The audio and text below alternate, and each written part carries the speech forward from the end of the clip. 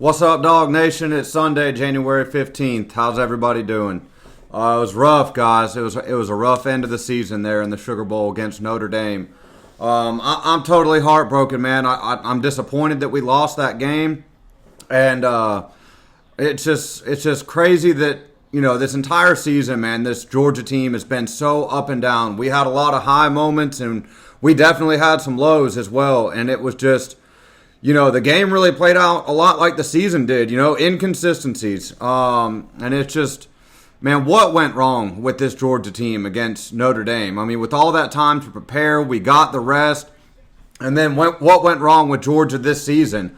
In the Notre Dame game, man, I really thought that the time off and the rest was really going to be a positive for this Georgia team. I thought that we would come out and look better and healthier than we had all season long, and that wasn't the case. In the first half of that game, I really thought that Georgia had played well up until, of course, the last few plays of the half. But Georgia was in total control of the game. They were moving the ball up and down the field. Gunnar Stockton looked good. Arian Smith finally caught a deep pass, and, we got backed up because of the penalty on the sideline. It was Georgia mistakes is what kept Notre Dame in the game in that first half. I mean, Etienne coughed it up at, the 4-yard line? That was bad right there. That was a good play by them. They got their hat right on the ball, but still, turning the ball over right there. The mistake with the Arian Smith catch down the sideline. And then when you get aggressive and you try and complete a deep pass down in your own end, we get a strip sack fumble. Freeling doesn't even touch the guy, and Notre Dame recovers the ball and puts a touchdown on the board the very next play. Those three things right there is what really put Georgia in a hole in the first half. Did we play perfect in the first half? No, absolutely not. Not even up until stuff started going wrong. But once that stuff happened, going into halftime, I said during my halftime report, Georgia's going to have to play a damn near perfect second half to be able to come back and win this game. And what happened? We kicked the ball off to Notre Dame. We have no lane integrity. They run it right down the field for a touchdown. That was it, man. That was the game right there. And from the kickoff return on, it was just a prolonged, slow death. It was just a miserable second half of football to watch by Georgia. And, at first glimpse during this game, at halftime and after the game, my main frustration was with the wide receivers, as usual. The wide receivers have been dropping passes all season long. They can't get separation. We don't have any playmakers on offense, which I'm going to get back to in just a second. But going back and re-watching the game, and if y'all are friends with me on Facebook, man, go to my Facebook and watch the video that I posted about our offensive line. Our offensive line played the worst. It was either Notre Dame or Ole Miss, but they played one of their worst games of the season. Watching it live, I knew that it was bad, but the little highlight reel that the guy put together that's on my Facebook, man, it was awful. Like, the offensive line got beat like a drum against Notre Dame. And that really contributed a lot to the game. Gunnar Stockton played a hell of a game. Given that his offensive line can't block, we had a 0 run game, and our receivers dropping passes. It's been a theme all season long. And I don't think that if we had Carson Beck, that we would have won this game, man. I mean, they weren't blocking nobody. We've seen Carson be under pressure and have it rough, too, when the O-line decides not to show up this season. So, the Notre Dame game, man, it was ugly. We lost the rushing battle. We lost the turnover battle. We got out physical. We got beat along the lines of scrimmages. Receivers couldn't get open and create separation. Kirby Smart got out coached by Marcus Freeman, period. Kirby Smart didn't have a good day coaching, and I know he had the stuff going on with his dad, which I feel terrible for him, man. I feel absolutely terrible for him that he had a bad trip to New Orleans. Just the whole deal was just not good for Kirby, for Dog Nation, for Georgia. It was just a bad deal down there, man. But Kirby, he did get out coached by Marcus Freeman, which I did not expect at all. And even with all the time off, the time off did not play to our advantage because we looked rusty, we looked slow, we couldn't run the ball. Again, we got beat along the lines of scrimmage. O-line got whooped all day. I thought the defense played well. The defense did well and kept us in the game. That mental error, jumping off sides when they did the whole formation shift, the whole 11 guys off, 11 guys on. Offense come back on, you jump off sides. Jalen Walker, the best player on our team, jumps off sides, and that was really the end right there. Notre Dame, chokes out the clock, and Georgia just couldn't do anything, man. But the offense in the Sugar Bowl, man, was god-awful. It was just horrendous football. Like, the offense has got to get fixed this offseason. Like, the fact that we had 60 yards rushing the football at Georgia is unacceptable. Leading the country in drops this season is unacceptable. The O-line play after a month off was absolutely atrocious. And that's from Ernest Green. That's from Truss. That's from Freeling. Everybody, man. All of them had a bad day. But those three right there got whipped all day long. And it was just embarrassing, man. It was just, I just don't understand how you can have that much time off, that much time to prepare, and you go out there and you play like that. It was just god-awful football, man. We got to get this stuff fixed. It was rough. It was a tough way for the season to end. But when I was watching that game, I just said to myself, like, man, if this is how we're going to play, if this is how we're going to look, I don't want to watch this anymore. I don't want to watch this team do this again against Penn State. And then what do you think Ohio State would have done to us? I mean, honestly, Ohio State would have mopped the floor with this Georgia team. This was the worst Georgia team in quite some time. I think the 2019 Georgia team might have been better than this one. It's just, it was a tough deal, man. But the season needed to end. For us to look like that in our 13th or 14th game, for us to look that bad, and for everything to look that hard, and for us to look that dysfunctional on the offensive side of the ball, man, that season just had to go ahead and end, man. Like, it just wasn't going good. We got to get that stuff fixed. A couple of things going into next season. There's been a lot of talk about Bobo. I've been on James Coley's ass, the wide receivers coach, all season long. I know he's brought in some good recruits, but the wide receiver play this season is unacceptable, man. That was atrocious. The wide receivers this season get a F. I mean, a failing grade. You lead the country in drops. We could never get open. Nobody ever could step up and make a play in a big-time moment.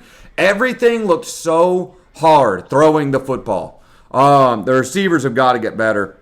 O-line's got to get better. Really, man, the whole entire offense, you want to talk about, we've taken a step back at literally every single position. All right, we went from Bennett to Beck. And then Beck from 2023 to this season took a step back. The O-line has taken a step back. Running back, Todd Gurley. Running back has taken some massive steps back. Receiver has taken a step back. Tight end, like, there's not one position you can name on the Georgia offense that looked better than years past. Like, we have steadily gotten worse. And the players have got to make plays, man. Like, the coaches can only do so much. Like, if you're a big-time player at UGA, like, eventually, at some point in the game, your best players have got to step up and make plays. And we just didn't have nobody to do that this season. Like, I'm sitting here still trying to figure out what in the hell happened to Dylan Bell. Like, I remember watching Dylan Bell in 2023 against Tennessee, balling, running the ball, throwing touchdown passes, catching 2 touchdowns. Like, dude was a monster. And then you watch Dylan Bell this season, he was a shell of himself from last season. It's just like, what in the world happened to that guy? Dom Lovett. What the hell happened to Dom Lovett? Like, man, it was like the season started out and Arian Smith started dropping the ball, and it was like a disease. It was like a plague. It spread to all the other wide receivers and the tight ends, man. Delp dropped some. Yasurik dropped some. Lucky. Like, nobody was immune to this drop disease that Georgia had this year. And we got to fix that, man. Like, we have got to fix that. So the offense, man, like, look, Bobo, the most frustrating thing about Bobo, and I think Bobo is a good offensive coordinator, man. Like, he, at times, gives Georgia 7 points. Like, and the players won't execute. I've watched it multiple times this season where Bobo gifts the offense 7 by formation or by the scheme or by the play. Like, a receiver will be wide open, and Carson wouldn't see him, or the receiver would drop the ball. So Bobo, the most frustrating thing about Bobo is how good he looks at times, and then within the same game, there are drives where we just don't execute. The play calling will just be maddening. For example, in the Sugar Bowl, when it was some point in the second quarter, we went out there, had just had a drive. I think we went down there and kicked a field goal. And then we get the ball back. We stop Notre Dame. We get the ball back. We throw the ball out of bounds 3 times. But they were just awful plays, man. Like, we've got to put ourselves in better situations than that. I'm not as hot on Bobo as I am Searles and Coley. Searles and Coley, man, dog, their seat is scorching hot with me and with a lot of other people. Like, for Searles, bro, for your offensive line to look that incompetent and to miss that many assignments after a month off, bro, that's on you. You had a month to prepare for this Notre Dame team. Bro, there are guys getting loose on Gunner, not even touched, around the edge, up the middle, doing stunts. Guys just coming free right at our first time starting quarterback. So the offensive line coaching this season is a disaster, bro. Like that, I don't know what's going to happen to Searles. I doubt anything's going to happen with any of these coaches, honestly. But, dog, we got to take a massive step forward on the O-line next season. Like, that O-line play this season was unacceptable, bro. Like, that shit was freaking bad. Bad, bro. The receivers. Bro, the receiver thing with the drops, dog, I better not see not one fucking drop ball next season. And I'm not joking, dude. The drops, that shit's got to stop. Like, we got to get some guys in here or let our freshmen play that are going to catch the freaking football and make plays. Now, I understand if you're going up for a ball and it's a 50-50 contested catch and the DB goes up and swats the ball out of your hands and makes a play. But, dog, these dropping the passage where we're running a post over the middle and Carson Beck is hitting our receivers in both hands and it's going right through both hands time and time again. Receivers running free down the sideline. Nobody within 10 yards hitting them in both hands and we're dropping it and shit. Bro, that shit better stop next season. Like that, the dropping the ball thing, man, was honestly, it was the most frustrating thing I've seen out of Georgia in a long, long time. Like, the offense pissed me off this season. Like, one thing about this season, this season was not a fun season to watch as a Georgia fan. Like, the ups and downs and the anxiety experienced throughout the games, and just the emotional roller coaster this team would take you on throughout this season. Like, man, it was more anxiety than it was fun this season. I got to be honest. Some people might feel different, and that's cool. You're entitled to feel however it is that you want to feel about it. But I know I'm not alone in saying, like, that was a frustrating season to watch. The first half against Bama, man, what team was it that ran up and down the field for like 278 yards on our defense, even though we won the game by like 20? I think it was Middle Tennessee or something like that. The Kentucky game, frustrating as hell. The Ole Miss game was a total freaking disaster. The Notre Dame game, the Georgia Tech game. Like, man, there was just so many like frustrating moments from this team. It felt like I couldn't get any air watching this team this season, man. Like, my chest was tight. My blood pressure was through the roof. It was just frustrating, man. It was frustrating. So we got to get some freaking playmakers in here at the wide receiver position, which we did. We just brought in some guys from Southern Cal. I know we're hitting the portal hard for receivers. We did bring in some 5-star wide receivers that are freshmen. I guess that's why we're keeping Coley around. I don't know. But the receiver situation and the O-line, like, man, we are in drastic need of improvement in those two areas. And I want to touch on another one, bro. Running back. Like, everybody knows, if you watch any of my videos, man, like, Todd Gurley, my favorite player to ever play football, man. Like, the dude was just incredible. But you go down the list of running backs that we've had at Georgia, man, like in recent memory, Thomas Brown, Noshawn Marino, Isaiah Crowell, Todd Gurley, Keith Marshall, Sony Michel, Nick Chubb, DeAndre Swift. DeAndre Swift was another one of my favorites to watch. Man, even Elijah Holyfield, when he was paired up with Swift in 2018, Swift in 2019. Then you had who do we have in 2020? We had Zamir White, James Cook, Kendall Milton, Dejon Edwards. Like, man, we've had some dogs, like some studs at the running back position. Now, I tell everybody, man, Dejon Edwards would have been the best offensive player on our team this season. Like, was Dejon Edwards an elite back in that list of guys that I just named? No. But Buddy got yards, man. Like, he wasn't flashy. He wasn't fast. He wasn't going to break no home run. But Dejon Edwards was going to get you some yards. Like, he was a gritty running back. Kendall Milton came on late of last season. Just a powerful dude who got his speed back at the end of last season. Like, look, dog, we ain't got no playmakers at the running back position right now. Like, let's keep it all the way real. Bro, ETN is above average, but he is an average. He is a below average back for the Georgia standards. And same with the freshman, Nate Frazier. Nate Frazier's a freshman. He showed some flashes, man, but as far as like a complete, like all around game changing back, man, no. Hell no. He ain't nothing like Gurley, nothing like Sony Michel, nothing like Chubb. Like, let me tell you something, dog.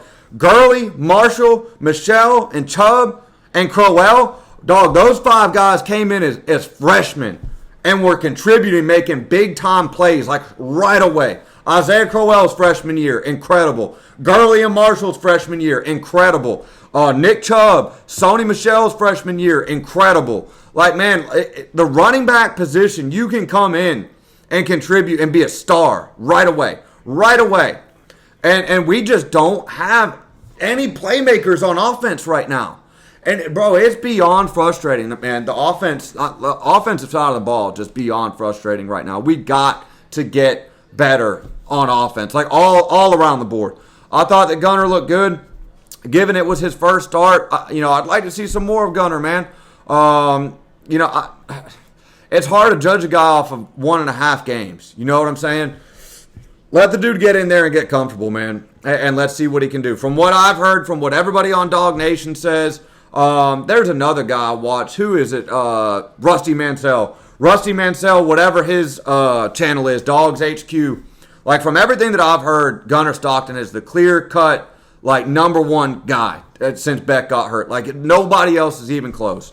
So, we'll have to see how that shapes out. Kirby's going to open it up. He opens up every position every spring. Like, every position is up for grabs with Kirby Smart. On the defensive side of the ball, man, we took a step back at corner. Let's just be honest. Like, Dalen Everett, for a while, has been a liability at corner. Now, he got his shit together, and he started looking a lot better, right around the Texas game. But, he got beat for a touchdown against Notre Dame. Like, we haven't had no lockdown corner like we used to. We had Stokes, and then we had Keely Ringo. Man, we've had some dudes, like, lock down our corner spot, man. And we just didn't have no true number 1 corner to take away that whole side of the field. And then we had, who was it? We had Julian Humphreys and number 7. I can't think of his name, but they were kind of shuffled in and out throughout the season. Humphreys quit the team. And then we're playing the young guy, number 7. Who is that? Ellis Robinson? Y'all gotta let me know in the comments. But corner, we took a step back, man. And I just gotta say this, bro. Malachi Starks regressed this season. Like, Malachi Starks had a rough season, man. Malachi Starks is a good player. But he took a step back this season. He was injured for a lot of 23. I got to say, Starks' best season was his freshman year. KJ Bolden is a boss, man. I really liked what I saw from KJ this season. He's going to be a star. Like, I'm not worried about KJ Bolden at all. And then, our inside linebackers.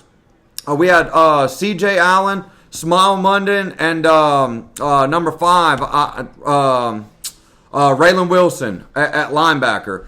And, man, C.J. Allen and Raylan Wilson, bro, they ain't what we're used to at Georgia either. Like, they're good linebackers, but, they're no Nakobe Dean or Roquan Smith. No, they're nowhere near that. And then the defensive line, man, I was hard on the defensive line early in the season, but they came on as of late. The D-line did. But Mykel Williams, man, he was built up to be, like, this incredible player, like, hyped up nonstop for 3 seasons. He never really lived up to that at Georgia. He's got way more physical abilities than Jalen Walker, and Jalen Walker outplayed him by far the last 2 seasons. Jalen Walker was the best player on our team this season, man. Like, he played his ass off, but in crucial moments, man, like on the defensive line and our outside linebackers, our edge rushers, like we've got to be more dangerous and disruptive. Like we gave up more rushing yards than we had in seasons past. So, sacking the quarterback, that's the thing I'm always on, bro. Like I just wish we could have some elite edge rushers that could get home like nonstop and just terrorize a game, just destroy an offense's game plan. It's hard to get all those guys, though, man. Like, the D-line is like the most sought-after position all across the country. It's hard to get good defensive linemen. I get all that, man. I get all that. I know this is a lot of complaining and a lot of bitching, man. I'm just trying to keep it real, though. Like, Georgia has taken, like, some drastic steps back from the championship seasons. And we've had coaching changes. We brought in, some retread coaches. Whether or not that has something to do with it, man, I don't know, bro. Like, I really don't. I'm not a fan of retread coaches. With the Searles, the Coley, the Bobo, Bobo's all right, but I'm never a fan of somebody getting fired and then coming back. I never thought it has worked out. But that's Kirby knows more than me, so we'll leave that to him. But man, playmakers, man, like we've got to get some playmakers that are going to step up and make plays in big time moments. Because this season, man, we just didn't have it. Like we fell short in critical moments too many times in big games. And I really am of the belief, man, like along the defensive line, if you've got guys that can get home on the quarterback and disrupt a game, big body guys that can stop the run, that's going to help us, obviously. Wide receivers that can create separation, take the top off of defense, make explosive plays, 20-plus yard plays downfield, be able to hit a deep ball. Like, consistently hit a deep ball. Like, man, yeah, let's be honest, dog. Carson wasn't good at throwing the deep ball. Like, the last time we had a guy that could threaten, the deep ball, that would be Stetson Bennett. We haven't had nobody like Murray, in a hot minute. Like, we've got to get better at throwing the ball deep and having wide receivers that can get open and catch deep passes. What else do I want to talk about? Running back, man. Like, we've got to be able to run the ball better. 60 yards a game, under 100 yards rushing a game at Georgia, man, that ain't cutting it, dude. That ain't cutting it. That's just not who we are. That's just not who we've ever been. Like, if you're going to go to an all-passing offense, you better be lighting it up and have some guys that can make plays. We didn't even have that. So just all across the board on the offense, man, Georgia's got to get better players, just all around on the offense. Next season, we got a real similar schedule. It's the same schedule, just the venues are all reversed. So everywhere that we played at home this season, we're going to go on the road. Everywhere we went on the road, this past season, we're going to play them at home. So we got Bama at home, Ole Miss at home, Texas at home. We got some really good home games next season. And we got to capitalize, bro. Like, we've got to beat Bama at home. I hate to even get on that at this point right now, but, bro, the Alabama thing, Georgia's got to get fixed and got to get it figured out. Like, Alabama dropped, 4 or 5 games this season? Like, you got to beat Bama at home next season. Texas, the Texas fans are the worst fans in the SEC. Like, you got to beat Texas. So we got a great home schedule next year, man. The only thing we got right now is seeing how the rest of this playoff shapes out. Not that I care, but that's the only college football that we got left, and then we're on to waiting for spring. We got some portal stuff, some transfers. I think we got a few days left of that for Georgia at least. So it'll be interesting, man, to see what happens. Heartbreaking way for the Dogs to go out, bro. But one thing, you can't win them all, dude. Like you got to learn how to lose. Like, Georgia had been down for not even necessarily down, but like a middle-of-the-road team for so long. And then Rick got them back to being, respectable for a while. And then towards the end of Rick's tenure, we dropped off. Our level of play had dropped off. And then, Kirby had some rough years. And then he finally got us too. I was happy to see us get those two, man. Like, I was happy just to see my team be able to win a national championship. They not only did it once, they did it twice. So Georgia's still one of the best programs in the country. If you want to stay that, though, we've got to get some better players in there. And we got to put our guys in better position. So we'll see. We'll see. It all comes down to the players, though, man. Like, we got to have elite players. So we'll see how that shapes out, man. We brought in a hell of a recruiting class with some really good guys. Hopefully those guys can contribute early. Hopefully we can get some people out of the portal. We already got those 2 guys from Southern Cal. I saw that today. They better be able to freaking catch the ball. I know that. I know that. I'm tired of watching the wide receivers drop passes. But anyways, y'all, heartbreaking end of the season against Notre Dame. But, if that's the way that we were going to play, I'm fine with it, man. I'm fine with it. That season just needed to go ahead and come to an end. And we got to get better, Kirby's got to get these guys ready. This is 24/7, 365. The football thing don't stop. Here in Georgia, doesn't stop in the South. So you got to go out there. You got to put in the work. You got to get better. And it's going to be a long off season. But I'll be here to make some videos about something between here and there, y'all. Everybody have a good one. Go Dogs.